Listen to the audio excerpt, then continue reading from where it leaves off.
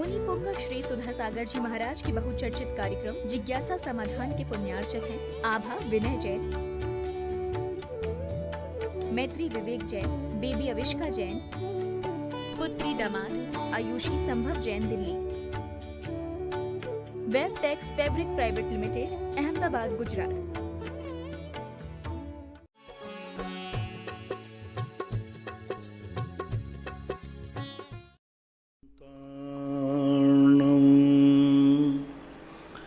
नमो सिद्धाणं नमो आयर्याणं नमो वज्रायाणं नमो लोये सव्यसाहूणम्।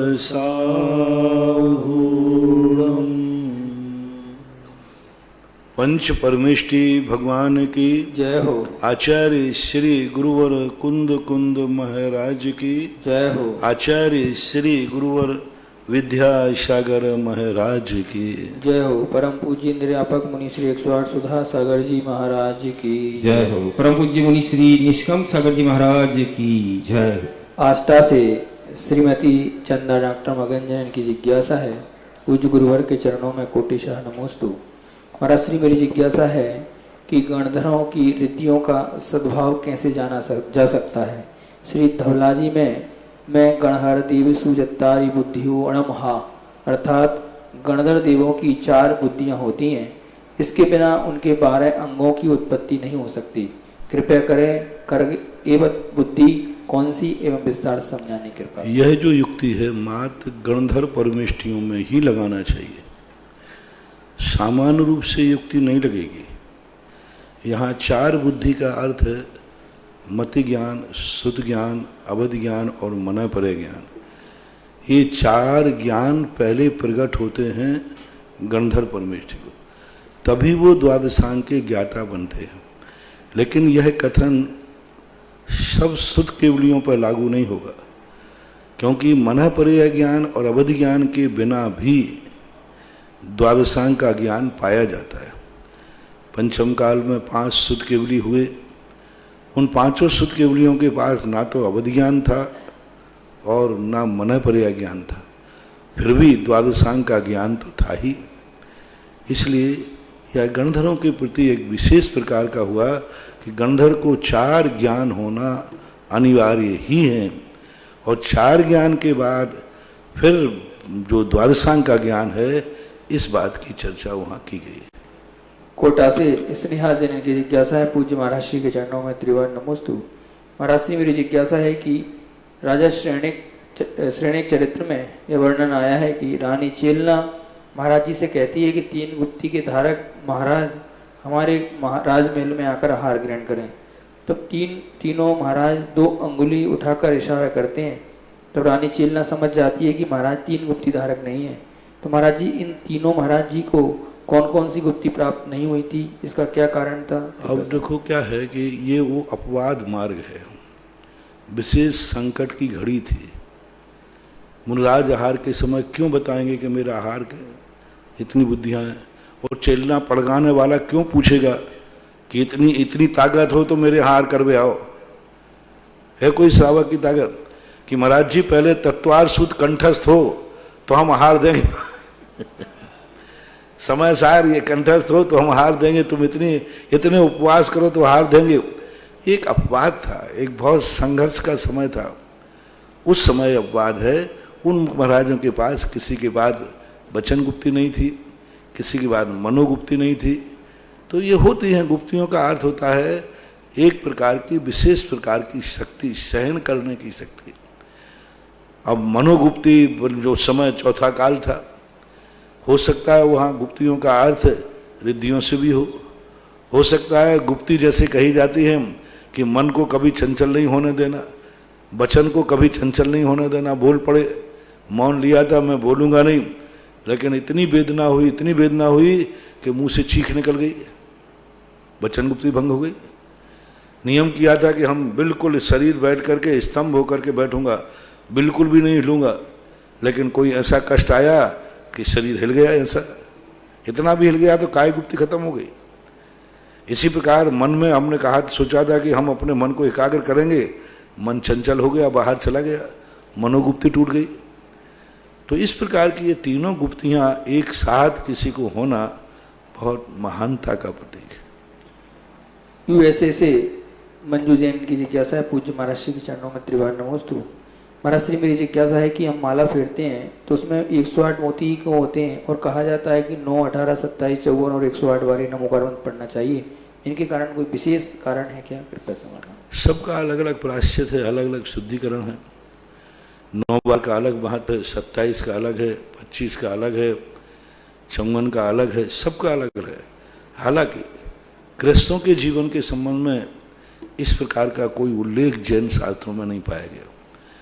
गृहस्थों के जो आवश्यक हैं उन आवश्यकों में कहीं भी ये भेद नहीं किया गया। गृहस्थों के लिए मात्र 2 ही कायस्त्र बताए, या तो 9 बार का और या फिर पूरे जाप के रूप में 108 बार, उससे अधिक बीच का कोई विकल्प गृहस्थों के अंदर नहीं है। हम साधुओं के लिए अलग अलग व्यवस्थाएं हैं। हम साधुओं के लिए 25 बार 25 श्वासोश्वास प्रमाण भी नमोकार मंत्र पढ़ने का है। 9 से कम, थोड़ा सा कम, 2 श्वासोश्वास कम, इतना प्रमाण। हमारे यहाँ 54 का भी है। रात्रि प्रायश्चित हम 54 बार पढ़ते हैं और 18 बार भी पढ़ते हैं। 9 दूनी 18 रात्रि का, और शाम का पढ़ते हैं 36 बार। 1.5 माला, 1.25 माला, 2 माला, इस प्रकार का हम लोगों के लिए तो व्याख्याएं हैं, अलग अलग महत्व दिया है और अलग। लेकिन आप लोगों के लिए सामान्य से 2 ही रखना चाहिए, 9 बार नमोकार मंत्र अथवा सीधा 108 बार नमोकार मंत्र। बीच का जो प्रसंग है ये आप लोगों को विवक्षित नहीं है। फिर कहीं यदि आया है तो मांत्रिक और तांत्रिकों की विवक्षा में आता है। जो मंत्रवादी होते हैं, तंत्रवादी होते हैं, वे इसकी संख्या को लेते हैं, क्योंकि अंक भी एक ज्योतिष होता है। तो वो कहते हैं कि नहीं, इसको 25 बार ही पढ़ना, इसको 54 बार ही पढ़ना। तो मंत्र तंत्र विद्या में फिर नमोकार मंत्र का या किसी मंत्र का संख्या से संबंध होता है। जैसे आपका वो ताला होता है ना नंबर मिलाने वाला, कि नंबर मिलाओगे तो भी वो ताला खुलेगा, ऐसे ही इतनी संख्या बार पढ़ोगे तभी उसकी महिमा होती है। तो वो है, सामान्यतः आप लोगों को 2 ही चीजें हैं बस। जयपुर से प्रेमलता जैन की जिज्ञासा है, मुनि श्री के चरणों में परिवार सहित सत सत नमन। महाराज श्री मेरी जिज्ञासा है कि अविग्रह गति और ऋजु गति दोनों ही बिना मोड़े की गति होती है, तो इन दोनों में अंतर क्या है? कृपया समाधान। अविग्रह गति और ऋजुता। विग्रह के बिना गति और ऋजु गति एक ही बात है। विग्रह से रहित गति है। अविग्रह का 2 अर्थ हो सकते हैं। शरीर के रहित नहीं होने पर भी, जैसे सिद्ध भगवान की शरीर की गति नहीं हो रही है, विग्रह यानी शरीर भी होता है। तो यदि कहीं विवक्षित करके अविग्रह शब्द का प्रयोग किया तो सिद्धों की अविग्रह गति है, क्योंकि वो शरीर के लिए गति नहीं कर रहे हैं। तो इस प्रकार की बाकी ऋजु गति और मोड़े से रहित गति यदि ये अर्थ लिया जाता है तो दोनों एक ही है। पटनागंज रहली से कपिल जैन की जिज्ञासा है, महाराज श्री के चरणों में त्रिवार नमोस्तु। महाराज श्री मेरी जिज्ञासा है कि त्रसनाली 14 राजू लंबी, 1 राजू चौड़ी व 7 राजू मोटी है। ऐसे में त्रसनाली घनाकार हुई, इसे परक नली के आकार को कैसे माना जाएगा? त्रिलोक सार में भी त्रसनाली का व्यास भी नहीं दिया गया है, अतः इस त्रसनाली घनाकार ही प्रतीत होती है। कृपया समाधान। ये घनाकार का रूप दिया है, लेकिन जब बारीकी से इसका निकालते हैं तो वह गोल का भी उल्लेख मिलता है कि गोल है। तो अब ये सामान्य से कह दिया कि 14 राजू 1 राजू प्रमाण है। अब नीचे जब गुलाई आएगी उसकी, तो गुलाई में फर्क भी आ सकता है। ये सामान्य कथन है, विशेष कथन निकालेंगे। यदि गोल मानते हैं तो कहीं ना कहीं कोई ना कोई फर्क आ सकता है। गोल में व्यास लिया जाता है, बीच में नाप लिया जाता है 1 राजू, बीच में 1 राजू। अब साइड से आएगा तो थोड़ा बहुत तो कट हो ही सकता है। तो ये सामान्य। पेंड्रा रोड छत्तीसगढ़ से बेचैन जैन पत्रकार, इनकी जिज्ञासा है, पूज्य महाराज श्री के चरणों में त्रिवार नमोस्तु। महाराज श्री मेरी जिज्ञासा है कि आपने बताया कि देवों को अपनी मृत्यु का आभास होने पर आकुलता व्याकुलता की अनुभूति होने लगती है, मगर ये किसी को कम किसी को अधिक होती है।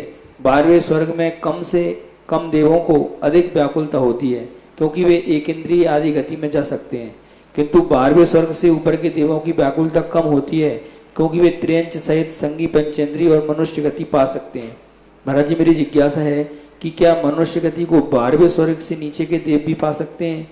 और जिन देवों को मनुष्य गति में जाना हो तो उन्हें तो हर्ष और आनंद की अनुभूति होती होगी, क्योंकि मनुष्य गति में संयम धारण कर मोक्ष प्रशस्त कर सकते हैं। कृपया समाधान कर। बड़े लोग जो होते हैं उनकी कसाई भी कमज़ोर होती है, गंभीर होते हैं, शांत होते हैं, छोटी छोटी बातों में वो उत्तेजित नहीं होते, वो बड़ी गंभीरता से सोचते हैं, उनमें आकुलताएं कम होती हैं।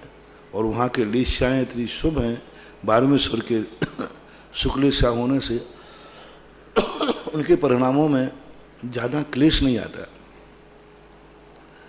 बड़े आदमी के लिए बहुत घाटा लग जाए तो ज़्यादा नहीं, लेकिन छोटे आदमी की 5 रुपया भी गिर जाए तो रात में नींद नहीं आवे, क्योंकि उसे 5 रुपया भारी थे। तो इस प्रकार की वहाँ भी स्थिति बनती है।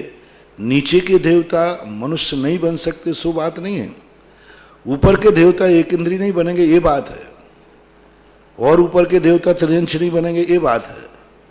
लेकिन ये नहीं है कि नीचे के देवता मनुष्य नहीं बन सकते। मनुष्य तो भवनत्रक भी बन सकते हैं, व्यंतर हैं, भवनवासी हैं, ये सब मनुष्य।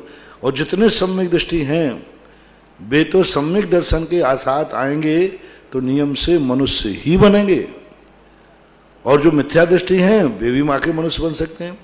मनुष्य पर्याय आने पर भी उनको थोड़ा बहुत क्लेश हो सकता है, ज़्यादा नहीं होगा। एक इंद्री जाने वाले को ज़्यादा होता है, पहले क्लेश होता है बाद में एक इंद्री में जाता है, उस क्लेश के कारण से वो एक इंद्री पर्याय को बंद करता है। और मनुष्य पर्याय का जिनको बंद होता है तो जो सम्यक दृष्टि जीव हैं वे तो आनंद में बनाते ही हैं, वे तो अवभाग्य मानते हैं कि हमारा ये देव रूपी पर्याय छूट करके अब मैं मनुष्य पर्याय में जाऊंगा, वहाँ पर मुनिव्रत पालन करूंगा, संयम पालन करूंगा, आदि आनंद आता है, होता है। मुंबई से विजय जैन, इनकी जिज्ञासा है, पूज्य गुरुवर के चरणों में नमोस्तु। महाराज श्री भगवान महावीर स्वामी के बाद जब आगम लिपिबद्ध हुए तब क्या जैनियों की आबादी बहुत अधिक होगी? तो प्राचीन जैन तीर्थंकरों की बहुत सारी अधिक मूर्तियां प्राप्त होना ये दर्शाता है कि जैन दर्शन धीरे धीरे आताताई शक्तियों के कारण से जैनियों को जैनत्व खत्म होता गया।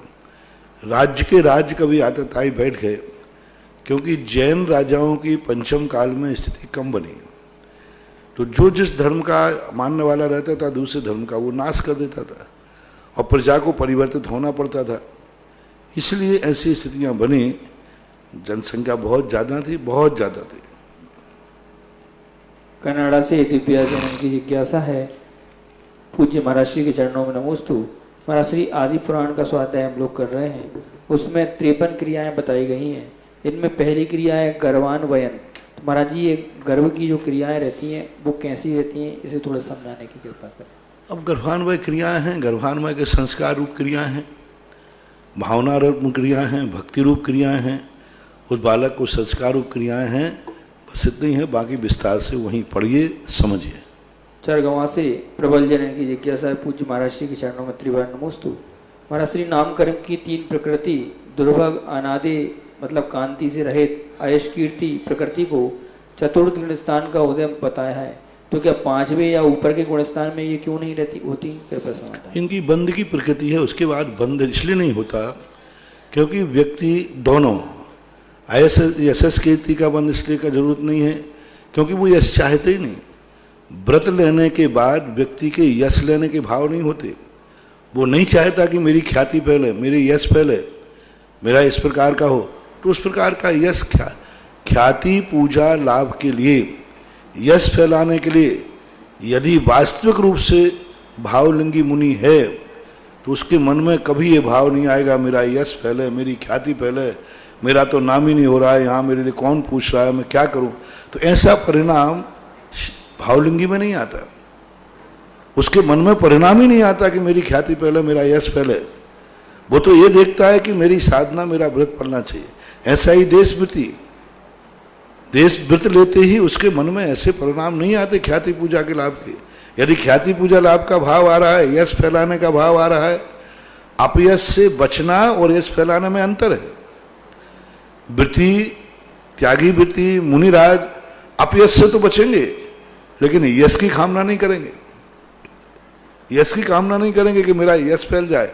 करते हैं तो उनका गुणस्थान गिरेगा, इसलिए वहां उनके परिणाम ही नहीं है, यश रूप बंद गया। उदय जो है, उदय हो सकता है, उदय तो गुणस्थानों में चलता है, बंद की ये विवक्षा कही गई। इसी प्रकार एक और है, यशस की बात कौन होता है, सुभग, सुभग और अनादि, अनादि आदि। तो ये सब कांति का भाव नहीं कहते, उस प्रकार का शरीर के प्रति उसकी निरीवृत्ति हो गई, शरीर के प्रति उसका उपेक्षा भाव नहीं है, स्नान नहीं करना, श्रृंगार नहीं करना, तो फिर उनका नहीं बनेगा। करता है तो गुणस्थान गिरता है।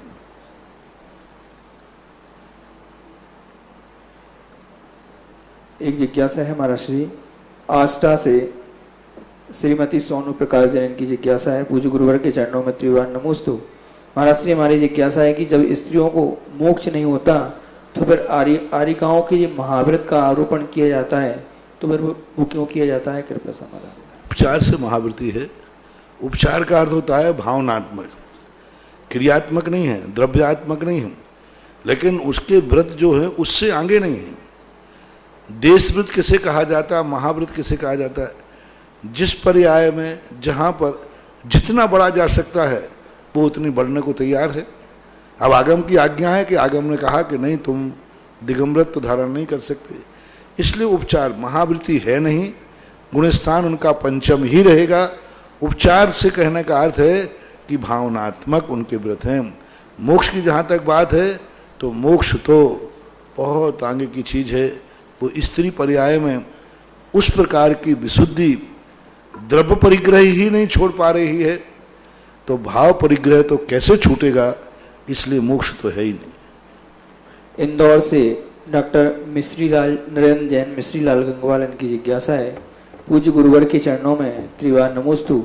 महाराज श्री मेरी जिज्ञासा है कि महामारी भ्रष्टाचार से है, शराब जो सभी अपराधी की जननी है, यह बात सभी जानते हैं, किंतु सरकार इस महापाप की कमाई से विकास करने की दलील देकर बंद नहीं करती। गुरुवर, क्या शराब व मांसाहार जैसे जघन्य महापाप की कमाई से विकास की जगह विध्वंस नहीं होगा? इस महापाप को करने वाले लोगों को चुनाव में वोट देना कृतकार्य अनुमोदना के सिद्धांत से पाप में भागीदारी नहीं है? इस अति गंभीर विषय पर विश्व के सभी धर्मों के गुरुओं व अनुयायियों का मार्गदर्शन देने की कृपा करें। देखो, इन सब बातों का कोई औचित्य नहीं रहा। खूब प्रयास हो चुके, कई साधु जीवन दान दे चुके, सारे संप्रदाय के लोग इसके विरोधी नहीं हैं। सभी धर्म वालों का कहाँ विरोध है मांसाहार के ऊपर? कितने संप्रदाय हैं जो शाकाहार के समर्थन में हैं? कौन सा संप्रदाय है जिसमें मांसाहार के लिए स्पष्ट निषेध किया हो? सभी धर्मों को मानने वाले, किसी प्रांत में क्षेत्र विशेष में मांसाहार भली ना हो, लेकिन क्षेत्रांतर में मांसाहार है। ऐसा कौन सा धर्म है जो मूल रूप से संप्रदाय है जिसमें मुख्यता रूप से मांसाहार का, मूल धर्मों में, उपधर्मों में नहीं, उनकी शाखाओं में, मूल धर्म में, हर धर्म में मांसाहार की स्थितियां बनती हैं। कोई ना कोई प्रांत में मांसाहार होता है। जैन धर्म है एक ऐसा जो शाकाहार की तरफ जाता है, इसलिए जैनी लोग आवाज भी उठाते हैं, कहते भी हैं, लेकिन अब जैनी तो अहिंसक होने से आवाज ही उठा पाता है। सरकार की क्या नीतियां हैं, क्या नहीं है, आप में तसाहस हो राजा का विरोध करके तो आप करिए, उठाइए, मंगल पांडे बनिए। आवाज उठाने की हिम्मत चाहिए।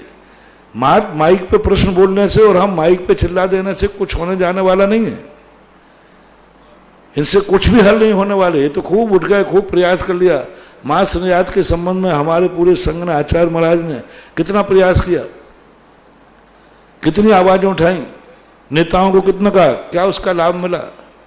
आवाज उठाना है तो आवाज समय समय पर हम उठाते रहते हैं।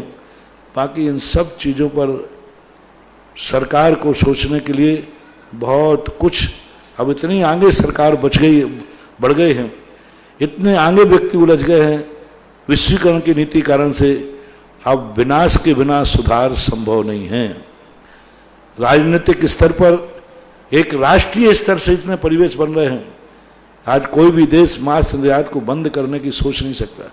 क्योंकि सामने वाला कहेगा ठीक है आप मांस बंद करो, मैं तुम्हें तेल देना बंद करता हूं, पेट्रोल देना बंद करता हूं। सब एक दूसरे से बन गए, कड़ी जुड़ गई है। आज यदि भारत अपनी नीतियों पे आ जाए, अपनी भारतीय संस्कृति पे, सारा विश्व नंबर कट जाएगा, भारत अलग थलग पड़ जाएगा, अलग थलग पड़ जाएगा।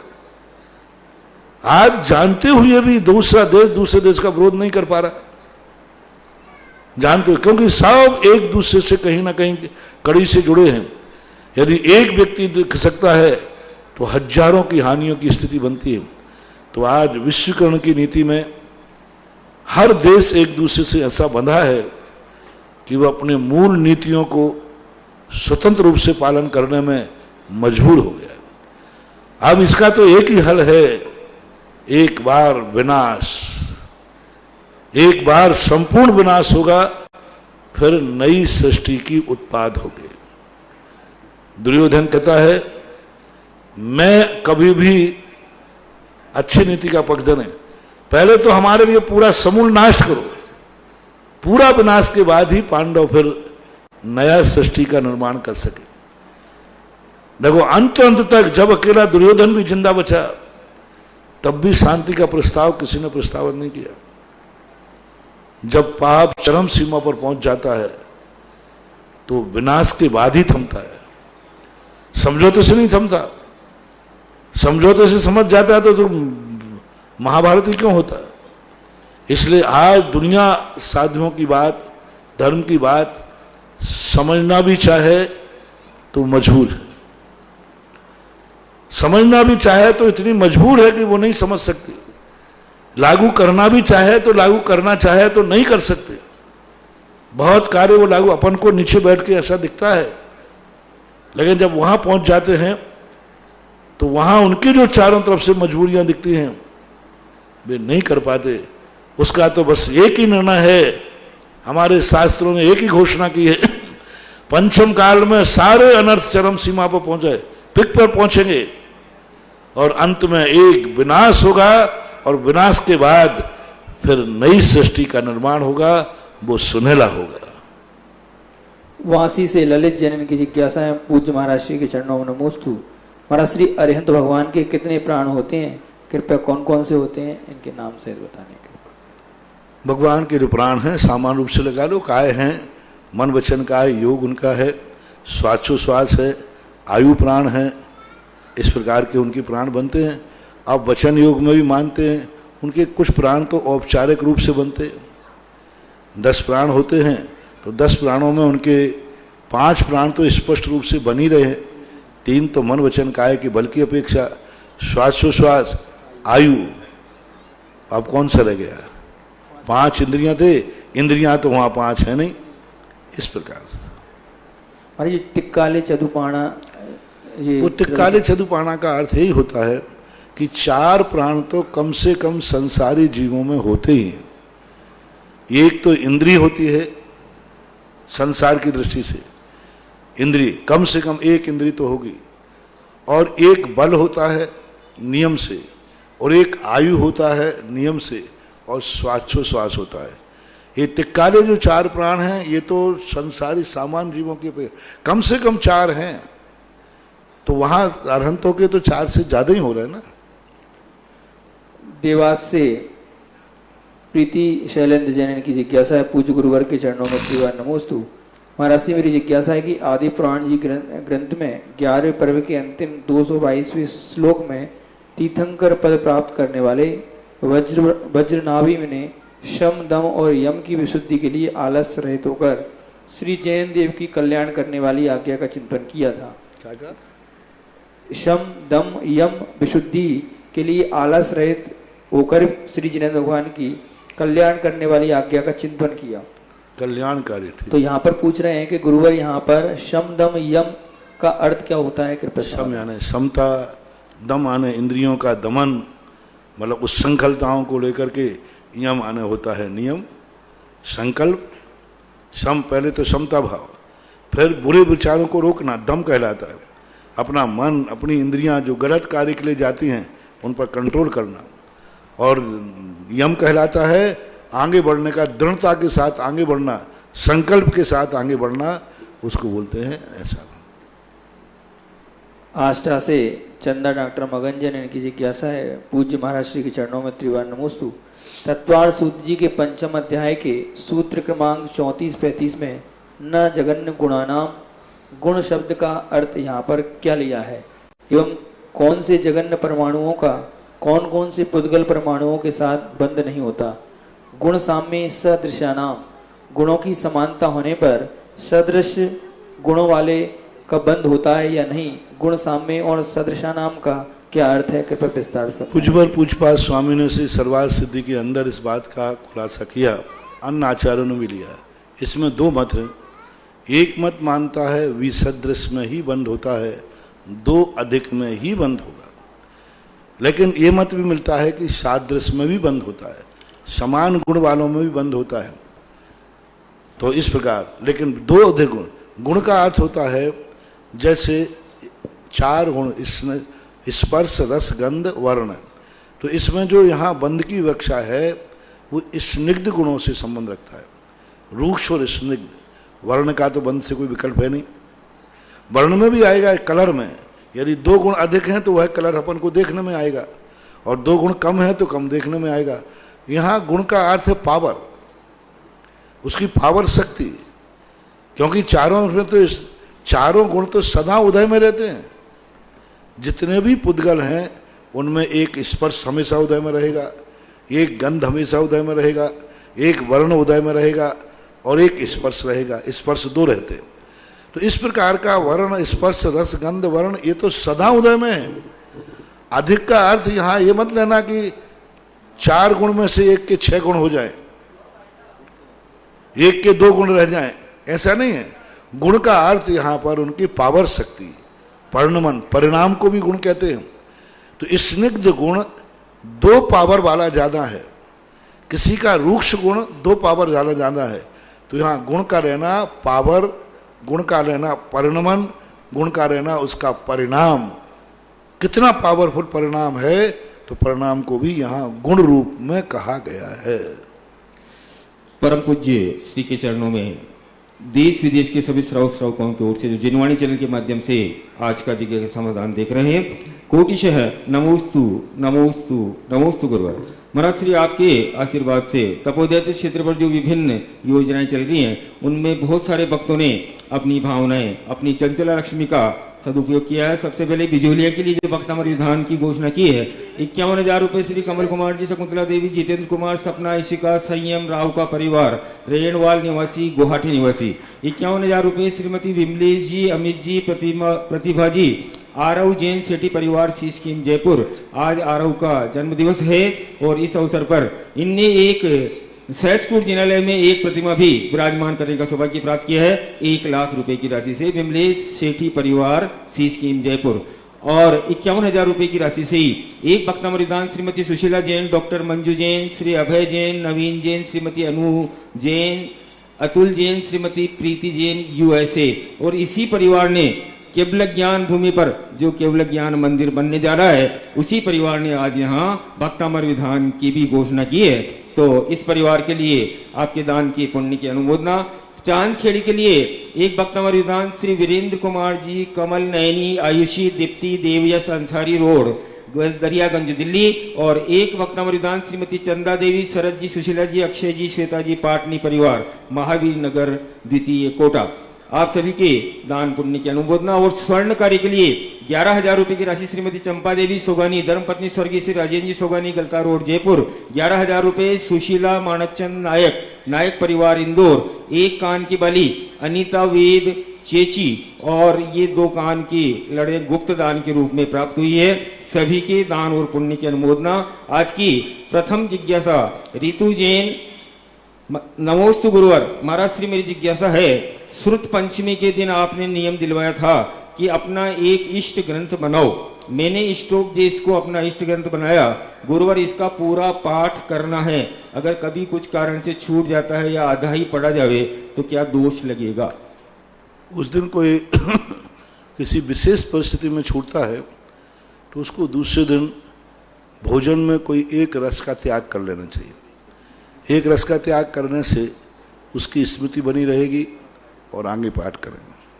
अगली जिज्ञासा है, सुनील जैन गांधी जबलपुर से, परम पूज्य श्री के चरणों में त्रिबार नमोस्तु। गुरुवर, मेरी शंका है कि कल आपने बताया था कि भगवान बाहुबली को मोक्ष के पहले भगवान आदिनाथ को केवल ज्ञान हो गया, इसलिए नमोस्तु करने नहीं गए। तो क्या किसी भी तीर्थंकर ने केवल ज्ञान के पहले नमोस्तु नहीं किया? हमारी शंका का समाधान। कैसे समझे नहीं? भगवान बाहुबली को मोक्ष से पहले भगवान आदिनाथ को केवल ज्ञान हो गया, इसलिए भगवान बाहुबली को आदिनाथ भगवान से पहले केवल ज्ञान हो गया, इसलिए नमोस्तु करने नहीं गए। कौन? अभी इसमें यही लिखा महाराज, स्पष्ट करो। स्पष्ट करें। अगली जिज्ञासा सुधा पटवारी बिजोरिया, परम पूज्य श्री के चरणों में कोटिशः नमोस्तु। मेरी जिज्ञासा है, महाराज श्री जैन आगम में आया है कि आहार 6 प्रकार के बताए हैं, नो कर्माहार, कर्माहार, कौलाहार, मानसिक आहार, तेजाहार और लेपाहार। इसमें तेजाहार और लेपाहार किस गति के जीवों की होता है और कैसे होता है? तेजाहार जो होता है अंडों के लिए होता है। तेजाहार का अर्थ ओजाहार भी है। आपने देखा होगा पक्षी अंडे देने के बाद उनको पंखों से सेता है, यानी गर्मी ही उनका आहार है, और कोई आहार नहीं है, गर्मी ही आहार। तो अंडे अवस्था में पक्षी जब अंडे की अवस्था में होता है उस समय वो ऊर्जाहार करता है ना, तेजाहार करता है। अपने माँ के गर्मी से ही उसको भोजन मिलता है, क्योंकि गर्भ से तो बाहर आ गया तो गर्भ का सिस्टम तो टूट गया, अब बाहर खाने को कुछ है नहीं, तो वो ऊष्मा से ही आहार ग्रहण कर लेता है, ऐसा। और लेपाहार जो होता है वो एक इंद्रिय जीवों को होता है। पृथ्वी, जल, अग्नि और वायु, इनका लेपाहार होता है। ये लेप से ही आहार करते। उदाहरण के रूप से पानी अपन पेड़ को देते हैं तो जड़ पानी पीती नहीं है, माँ जो पानी उससे लपट जाता है तो उससे ग्रहण कर लेते हैं। ऊपर से पानी बरसता है तो पेड़ पीता नहीं है, वो उसको लेप हो जाता है, लेप से ही वो पानी को चूस लेता है, भोजन करता है, लेप से ही करता है, क्योंकि उनका मुख नहीं होता। इसलिए एक इंद्रियों का लेपाहार और अंडों का तेजाहार होता है। अगली जिज्ञासा, नमोस्तु गुरुवर। असाध्य रोग की स्थिति में जब निकट कोई मुनिराज न हो, एक सामान्य व्यक्ति समाधि कैसे ग्रहण करे, जिसे धर्म का कुछ भी नहीं आता हो, सिवाय इसके कि मुझे अपना मरण सुधारना है, चाहे कुछ भी हो, असंयम के साथ नहीं मरना। हाँ, तो संयम लेकर के स्वयं संकल्प करके आकस्मिक होकर के, और समता भाव सबसे बड़ी चीज है। कसायों की दुर्बलता, लोग कुछ का कुछ समझ रहे हैं संयम के लिए और समाधि के लिए कि हम किसी समता भाव, जितना हमारी मूर्छा, जितना पर पदार्थों से लगाव हमारा कम होगा, वही सबसे श्रेष्ठ समाधि मानी जाती। हमारा परिवार के प्रति, धन दौलत के प्रति, दुनिया के प्रति कितना लगाव है। समाधि के समय ये देखा जाता है कि तुम्हारे प्रति अपने परिवार रिश्तेदारों का कोई लगाव तो नहीं है, बेटा बिटिया का, उसके प्रति आप कितने नहीं हुए, उसका मुंह देखने का भाव आ रहा है क्या, उससे मिलने का भाव आ रहा है क्या? कोई समाधि नहीं है। तो जो तुम्हारा मोह है वह मोह कम करना जरूरी है, और मोह के बाद फिर परिग्रह कम करना जरूरी है, और परिग्रह और मोह कम होने के बाद समता भाव, एकदम शांत, निर्वेद, कुछ भी नहीं, कोई मतलब नहीं। यदि ऐसा वो करता है स्वयं, तो कोई जरूरत नहीं कोई पास हो, वो खुद की भी अपना परिणाम सुधार सकता है। एक भक्तमर विधान बिजुला के लिए एक भक्त ने और भ्रमण भाई, श्रीमती अनीता, बिमलाबाई, अनिल कुमार, सुनील कुमार, अखिल जैन, नीबू वाला परिवार, गंज बासोदा। आपने 7 नवंबर या 23 जनवरी को भक्तमर विधान करने की भावना पाई है, आपके दान की अनुमोदना। अगली जिज्ञासा, मेरे पारस कुमार जी ठोला, बिजोलिया, भीलवाड़ा। मेरे परम उपकारी गुरुवर के चरणों में परिवार सहित सत सत नमोस्तु। गुरुवर, मेरी जिज्ञासा है कि कार्य परमात्मा और कारण परमात्मा और कार्य जीव किसे कहते हैं? कारण परमात्मा का अर्थ होता है जो नियम से परमात्मा बनने रूप परिणमन है। 2 प्रकार का कारण परमात्मा होता है, बल्कि 3 प्रकार का होता है, और 4 प्रकार का भी माने तो कोई आपत्ति नहीं। एक श्रद्धा रूप, चौथे गुण स्थान में उसकी श्रद्धा हो गई कि मुझे कारण परमात्मा बनना है। दूसरा रत्नत्रय मोक्ष का जो कारण है, वो वास्तविक कारण परमात्मा जो है जो छपक श्रेणी चढ़ते हैं वे भी कारण परमात्मा में आते हैं, और शुद्ध कारण परमात्मा जो हैं अरहंत भगवान जो हैं वो कारण परमात्मा है। हमारे यहाँ परमात्मा को सिद्ध भगवान को ही वास्तविक परमात्मा कहा, इनको तो अभी पूर्ण परमात्मा नहीं कहा। परमात्मा के दो भेद कहे, सकल निकल परमात्म दो भेद, छड़ाला में आया ना, सकल और निकल परमात्मा। तो जो सकल परमात्मा है ना अभी पूरे परमात्मा नहीं है। तो वास्तविक परमात्मा तो सिद्ध परनिष्ठि ही हैं, लेकिन इसलिए अरहंत भगवान को कारण परमात्मा कहते हैं और सिद्ध भगवान को कार्य परमात्मा कहते हैं। कारण परमात्मा क्योंकि वहाँ निश्चित हो गया कि अब ये सिद्ध रूप परिणमन करेंगे। इस प्रकार के नयों की अपेक्षा से लगाएंगे तो कई स्थानों पर कारण परमात्मा बनेगा, लेकिन कार्य परमात्मा एक ही प्रकार का होता है जो सिद्ध परमेष्टि होते हैं। कार्य जीव जो आया है ये विवक्षाएं हैं। कार्य जीव का अर्थ भी होता है वो किस रूप परिणमन कर रहा है, यानी पर्याय रूप। तत्रूप जो जीव जब तत्रूप में है तो वो कार्य जीव है, ऐसा माना जाए। अगली जिज्ञासा ऑनलाइन ऑडियो के माध्यम से। नमोस्तु महाराज जी, नमोस्तु। मेरे और मेरे परिवार की तरफ से आपके चरणों में कोटि कोटि नमन, कोटि कोटि वंदन।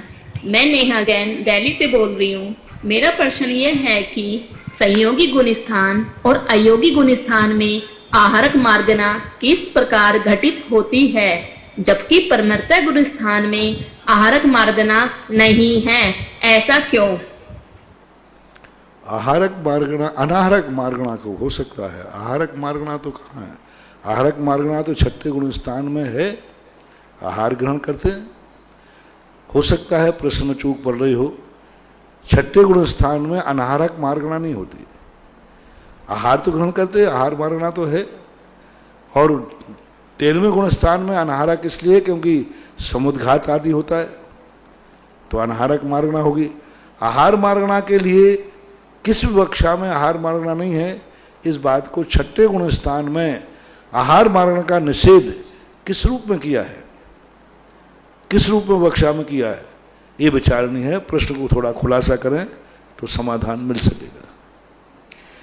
अगली जिज्ञासा पुनः ऑडियो के माध्यम से। मेरे जीवन के आधार मेरे इष्ट गुरुदेव के चरणों में मेरे एवं मेरे परिवार की ओर से बारंबार नमोस्तु गुरुवर, नमोस्तु गुरुवर, नमोस्तु गुरुवर। मेरी जिज्ञासा आज की प्रवचन से है। आपने बोला कि अनंतों बार इस जीव ने मुनि व्रत धारण किया, तो महाराज आपने एक बार बोला था प्रवचन में कि 8 भाव स्त्री के मिलते हैं, 8 पुरुष के और 8 नपुंसक के। तो फिर महाराज जी अनंतों बार कैसे व्रत धारण किया? कृपया मेरी जिज्ञासा का समाधान दीजिए महाराज श्री। नमोस्तु नमो। ये जो 8, 8, 16, 16 भाव हैं ये 2000 वर्ष के काल में हैं। प्रक्रिया यह है कि एक व्यक्ति निगोज से निकल के आता है तो उसे 2000 वर्ष मिलते हैं व्यवहार काल में। 2000 वर्षों में वह 16, 16 या 8, 8 भाव का प्राप्त करता है। 2000 वर्ष के बाद पुनः निर्गुज जाएगा और एक बार फिर निर्गुज जाकर के फिर 2000 वर्ष का मिलेगा, फिर निर्गुज जाकर के 2000 वर्ष। यानी यह जीव बहुतायत पंच परावर्तन के अनुसार देखा जाए तो अनंतों बार 2000 वर्ष की व्यवहार राशि के 2000 वर्ष यानी 30 पर्याय के 2000 वर्ष अनंतों बार पा चुका है, अनंतों बार। और पुनः आता है, पुनः निगोज चला जाता है, पुनः आता है, निगोज चला।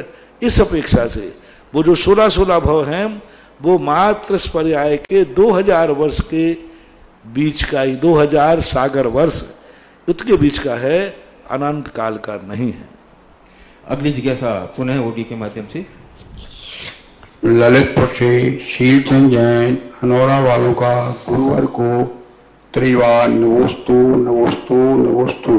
हे गुरुवर, मेरी जिज्ञासा है कि शांति धारा, अभिषेक, पूजन और ध्यान करने से हमारे मन में जो भी भावना होती है वह पूरी होती है। हे गुरुवर, हमने सन 1994 के पहले सागा ने चांदखेड़ी, गोलाकोट आदि क्षेत्रों के भी दर्शन किए थे, लेकिन जब से आपने शांति धारा पूजन का अतिशय बताया तब से भगवान में अतिशय एनर्जी और सोमता बढ़ी है। हे गुरुवर, जब किशनगढ़ से जुलूस के साथ गजरथ में मुनीश्वरनाथ भगवान को नारिनी में थे और वहां विराजमान किया था, तब भी सब लोगों ने धन में भी दर्शन किए थे।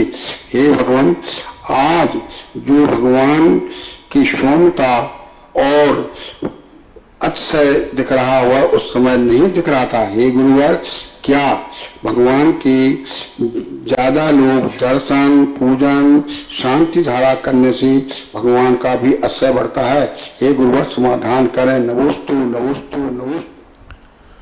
भगवान का अतिशय तो 34 ही होते, मूर्तियों का अतिशय बढ़ता है, क्योंकि वो भक्तों के द्वारा विराजमान की जाती है। भक्त के माध्यम से वह अतिशय घट जाएगा, भक्त के माध्यम से अतिशय घट जाएगा।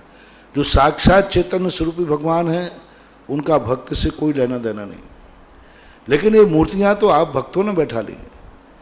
वही अंदर आपने दर्शन किए थे, पहले भक्त उनकी इज्जत नहीं करते थे, भगवान को सामान्य मानते थे, भक्तों को उसकी महिमा पता नहीं थी।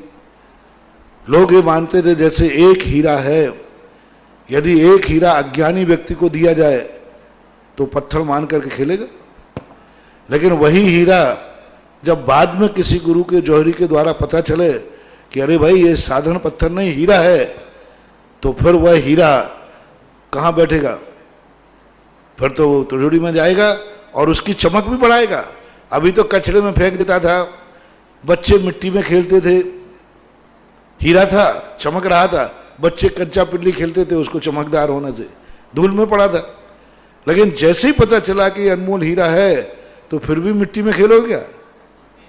बस हीरा तो सब पहले थे, लेकिन तुम लोग हीरा को जानते नहीं थे।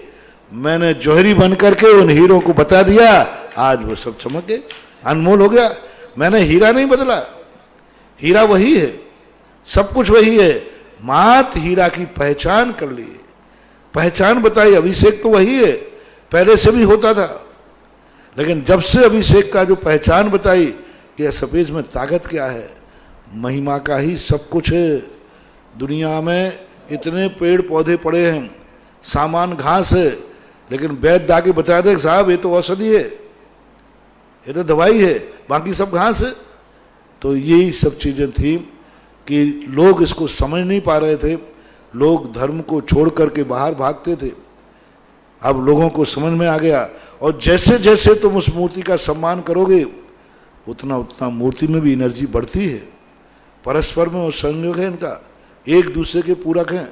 परस्परोपग्रो जीवाना, जितना जितना भगवान की मूर्ति पर नमोस्तु बढ़ेगा, जितने जितने लोगों की पूजाएं बढ़ेंगी, जितने जितने लोग अभिषेक करने वाले बढ़ेंगे, उतना ही मूर्ति का अतिशय दिन दूना रात चौगुना बढ़ता है।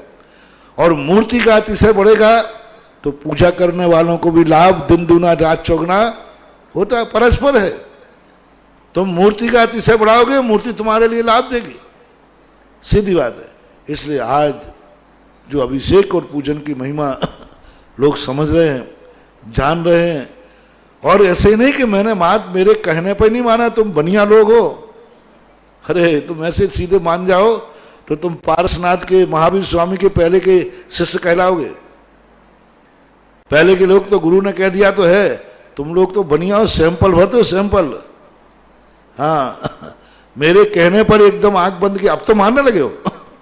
शुरू शुरू में लोगों ने खूब सैंपल भरे, खूब शांति धारा सब, लेकिन जब उन्होंने प्रत्यक्ष देख लिया, अनुभव में आ गया, अब कोई प्रश्न नहीं करता, अब किसी को संदेह नहीं है।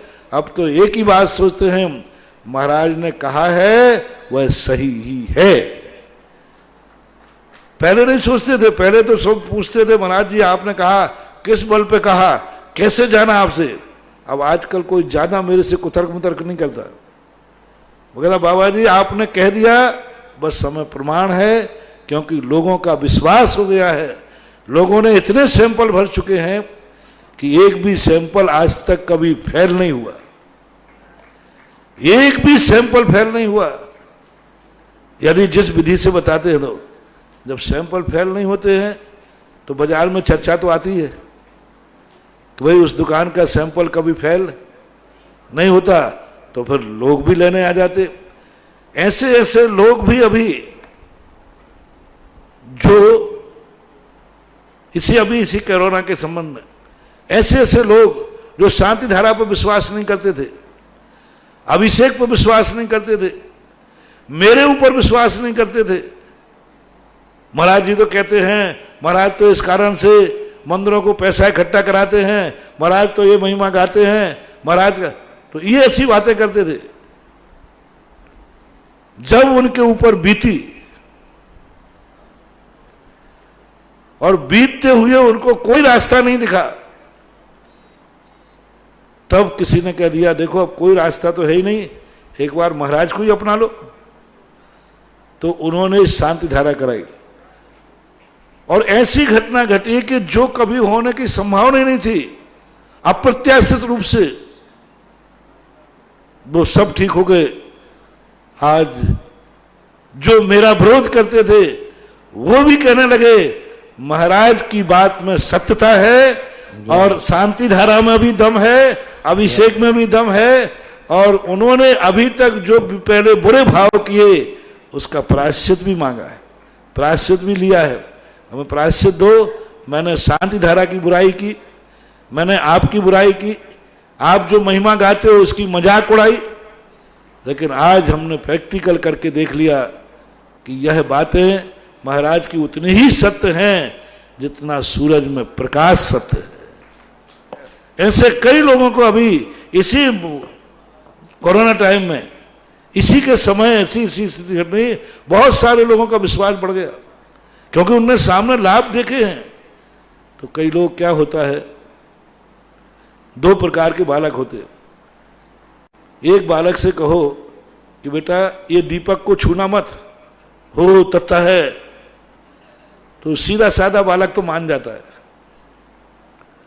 मम्मी ने मना किया, पिताजी ने मना किया, लेकिन जो उद्दंड होता है वो मानता नहीं है, वो मना, ये तो मना ही करती रहती है, इसका काम तो मना ही करना है। तो जैसे ही माँ इधर उधर होती है जाके दीपक को पकड़ लेता है, और जब दीपक को पकड़ता है तो फिर उसको जलन होती है और चिल्लाता है, माँ ने क्या किया, ओ ये दीपक ने जला दिया। मैंने पहले ही कहा था, तू मानता नहीं है, अब ले और पकड़। तो अब बच्चे का नहीं मम्मी हूं तत्ता है। कितना अंतर आ गया भैया।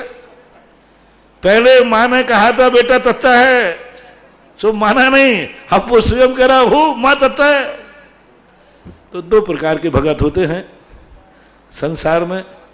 एक वो होते हैं जो गुरु की बात को पहले ही मान लेते हैं, नहीं गुरु ने मना किया है, नहीं छूना, नहीं करना, गुरु ने कहा है स्वीकार करना है। और दूसरे ठोकर खाने के बाद चेतते, लेकिन चेत जाते कोई बात नहीं, सुबह का भूला शाम को वापस आ जाए तो उसे भूला नहीं कहते हैं। आ जाओ, लौट आओ, come here, come here, come here. कोई बात नहीं, कोई शर्म की बात नहीं है, कोई लज्जा की बात नहीं है। ठोकर खाने के बाद भी चेतता है तो भी कोई बात नहीं, विश्वास कर लो। ग्रस्त के लिए इस कलयुग में इन सब भक्तियों के बिना, अभिषेक शांति धारा के बिना कोई दूसरा चारा तुम्हारे पास नहीं है। अंतिम अनिवार्य यही चारा है। जो ठीक होना है तो इससे होगा, और नहीं होना है तो दुनिया में किसी से होने वाला नहीं है। अगली जिज्ञासा विजय जैन कोटा की ओर से। नमोस्तु गुरुवर, मेरी जिज्ञासा है, एक जैन लड़का किसी अजैन लड़की से मंदिर में शादी कर सकता है क्या? कदापि नहीं, कदापि नहीं, बिल्कुल नहीं, बहुत गलत है, ऐसा नहीं होना। मंदिरों में हमने शादी इसलिए शुरू नहीं कराई कि नहीं तो वहां तमाशा मचा लो। ये सब अपने पाप को ढांकने के तरीके हैं, ये अपने बेटों के काले कारनामे ढांकने के तरीके हैं। बहुत पाप। ऐसा व्यक्ति यदि मंदिर में शांत करेगा तो उन दोनों के जोड़े में जिंदगी में कभी सुखी नहीं होंगे। मेरा हमेशा कहना है, सावधानी से सुने, यदि आपको आहार देने आ रहे हैं, अभिषेक करने आ रहे हैं और आप रास्ते में छू गए, तो अभिषेक करने में पुण्य ज्यादा है कि नहीं करने में? है नहीं करने। आहार देने में पुण्य ज्यादा है कि नहीं देने में? नहीं देने में। इसी प्रकार आपके जीवन में एक घटना घट गई कि आपने आगम विरुद्ध, जाति के विरुद्ध, माँ बाप के विरुद्ध, गुरु के विरुद्ध आपने कोई शादी ब्याह आदि किया, ये आपकी मजबूरी है, आप जाने में, ये दुर्घटना है। अब आपका ये फर्ज है कि आप इसको मंदिर में ना ले जाकर वैलिड ना करें। इतना बड़ा पाप है, अनवैलिड को अनवैलिड ही रहने दें और ये बात दुनिया को दिखाएं कि ये मैं जो कार्यक्रम मेरा बेटा कर रहा है ये वैलिड नहीं है। मंदिरों में करके, बारात के साथ करके उसको वैलिड सिद्ध करना, 100 जन्मों तक तुम्हारे कुल में ऐसा कलंक और लगेगा। इसलिए नहीं कि बेटे ने किया है, इसलिए कि तुमने उसकी शादी मंदिर में की है। और ये दोनों के दोनों, क्योंकि मंदिर की परंपरा को आपने बिगाड़ दिया, ये दोनों अपनी जिंदगी में सुखी नहीं रहेंगे। ऐसी शादी मंदिर में होती है तो इन दोनों में तलाक होगी, एक दूसरे के जीवन के प्राण लेने वाले बनेंगे और अंत में बैरी बनकर के मरेंगे। इसलिए नहीं कि वो शादी कर रहे हैं, इसलिए कि ऐसा व्यक्ति मंदिर में शादी करता है जो जाति, समाज और गुरु की आज्ञा के विरुद्ध है। ऐसे करेंगे तो नियम से ये जिंदगी में दुख पाएंगे, दोनों का डाइवर्स होगा और दोनों एक दूसरे के प्राण लेने वाले होंगे और जन्मांतरों में नौला और सांप बनेंगे। 100 जन्मों तक एक दूसरे के बैरी बनेंगे। क्यों? इन्होंने मंदिर को अपावन किया, मंदिर की परंपरा को अपावन किया, अपने पाप से मंदिर की परंपरा को दूषित किया। कदापि नहीं कोई ऐसी शादी। अभी ऐसा सुना है कोटा में, कौन पोल का मंदिर है ना, कौन पाटन पोल के मंदिर में एक ऐसी घटना घटने वाली थी। मैंने आज शक्ति के साथ उनको कहा, यदि ऐसा है फिर मेरे आशीर्वाद से मंदिर मत बनाना, मेरे पास मत आना। हाँ, क्योंकि वो ट्रस्टी मस्टी बने रहते ना, अब जो ट्रस्टी है उसको दादागिरी से कौन रोके? नहीं, किसी भी हालत में नहीं। यदि इस प्रकार का कार्य हो रहा है कोटा में, तो दिगंबर जैन पंचायत जो है, और पंचायत को निर्देशित करना चाहता हूं कि ऐसी घटनाएं कोटा के मंदिरों में ना होने दे। जिनको करना है, होटलें पड़ी है, दुनिया पड़ी, दुनिया में करो। अरे दुनिया गंदा कर दिया तो कर दिया, कम से कम मंदिर को तो पावन बना रहने दो। और ऐसी स्थिति यदि बनने लगेगी तो फिर मंदिरों में शादियां इसलिए ही बंद की गई थी, फिर बंद करना पड़ेगी। कितना पाप लगेगा। ऐसी शादी मंदिरों में होंगी तो उन्हें फरमान जारी करना पड़ेगा कि मंदिरों में शादियां बंद करो। फिर आपको कितने अच्छे लोगों का कितना बड़ा पाप बंद होगा, कितनी बड़ी बद्दुआ मिलेगी। इसलिए इस प्रकार की स्थितियों को पंचायतों को भी इस पर ध्यान देना चाहिए और मंदिर वालों के साथ कहना चाहिए नहीं, ऐसा कार्य नहीं होना चाहिए।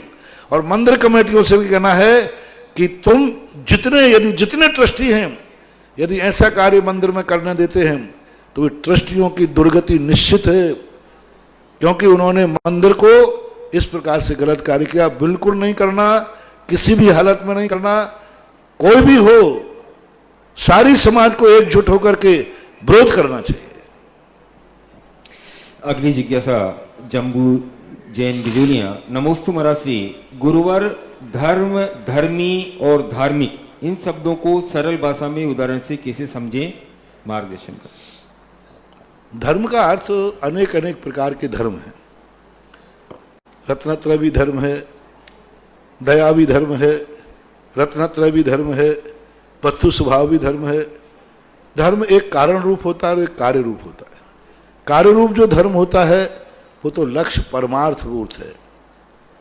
जो परमार्थ के रूप में होता है वही वास्तविक धर्म है। जो संसार का नाश करे, परमार्थ का उत्पाद करे, वही वास्तविक धर्म कहलाता है। इसको धारण करने वाले को धर्मी कहते हैं। जो ऐसे धर्म को धारण करता है, परमार्थ के लिए जो आचरण करता है, वो धर्मी का धर्म, धर्मी और धार्मिक। धार्मिक है कि वो धर्मी को धार्मिक कहते हैं, और क्या। अगली जिज्ञासा ऑनलाइन। नमोस्तु नमोस्तु नमोस्तु गुरुदेव। मैं ऋतु जैन नोएडा से। गुरुदेव, मेरी एक जिज्ञासा है। मैंने आपके प्रवचनों के माध्यम से सुना है कि दान से संसार के सारे वैभव प्राप्त होते हैं, सुख संपत्ति प्राप्त होती है।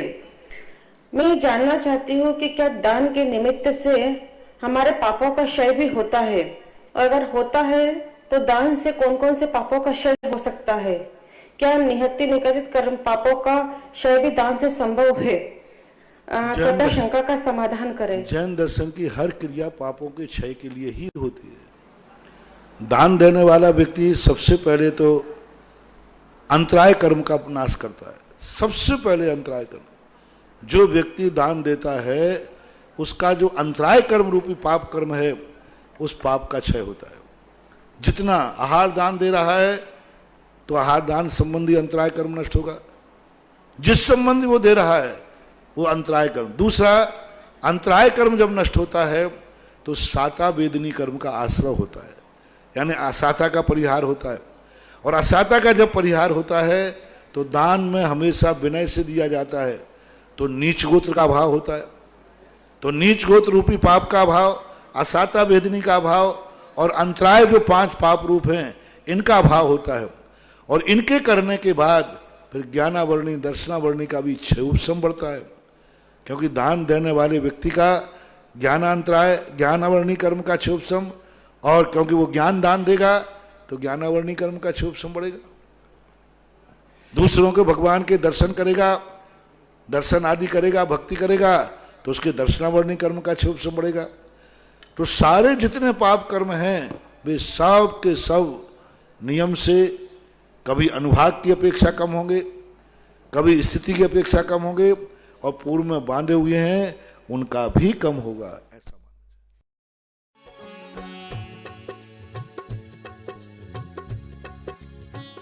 मुनि पुंग श्री सुधा सागर जी महाराज की बहुचर्चित कार्यक्रम जिज्ञासा समाधान के पुण्यार्थ शक्ति आभा विनय जैन, मैत्री विवेक जैन, बेबी अविष्का जैन, पुत्री दामाद Ayushi Sambhav Jain Delhi, web tex fabric private limited Ahmedabad Gujarat.